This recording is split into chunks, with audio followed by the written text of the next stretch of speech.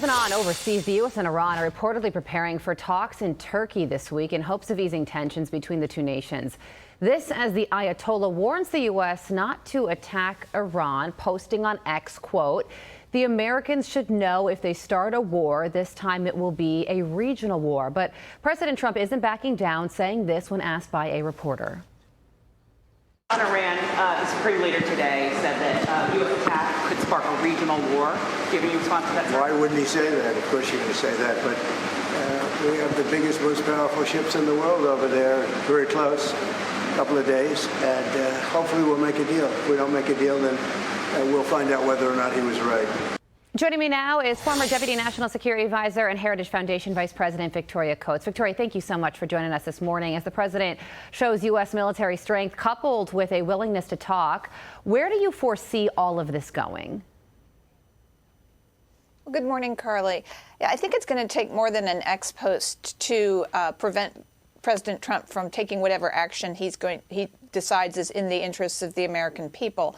And so we'll see what happens in Turkey this week. Obviously, everyone would prefer diplomacy. This has been on offer for the Iranians for over a year now. They didn't have to have the 12-day war in June, which they lost by every conceivable metric, disastrously for them.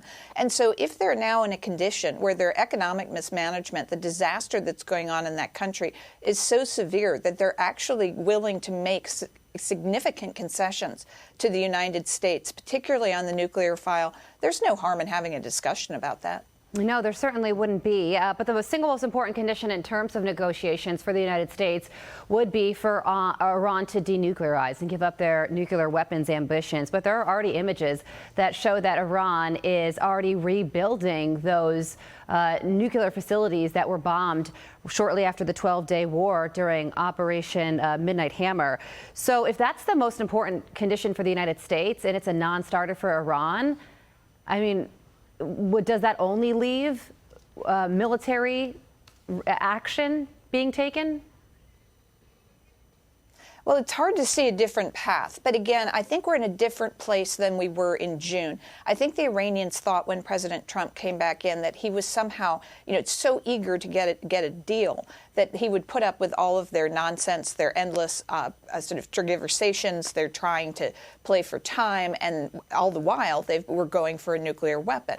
That's what he showed them with Midnight Hammer, that was not going to be tolerated. He did very significant damage to that program. As you said, we think they are trying to rebuild. That's something the Israelis are watching very closely. We are as well. If that's the case, and we can get to a verifiable deal, that they give that up because they think that their survival is at risk now, then, as I said, that's fine. But at the same time, we now have a president, Carly, who has demonstrated not just through Midnight Hammer, but also through absolute resolve, the action against Maduro in Venezuela, that he is willing to use American strength when it is necessary, particularly in a targeted way that changes the conditions on the battlefield. So if the Iranians think they can just kind of string the Trump administration along through these talks in Turkey, I think they're probably going to come to some more grief. Yeah, and moving from the Middle East to Europe now, I want to ask you about the war in Ukraine, because President Trump negotiated a temporary pause in fighting between Russia and Ukraine because Ukraine is experiencing this extreme cold snap and many people are left without power.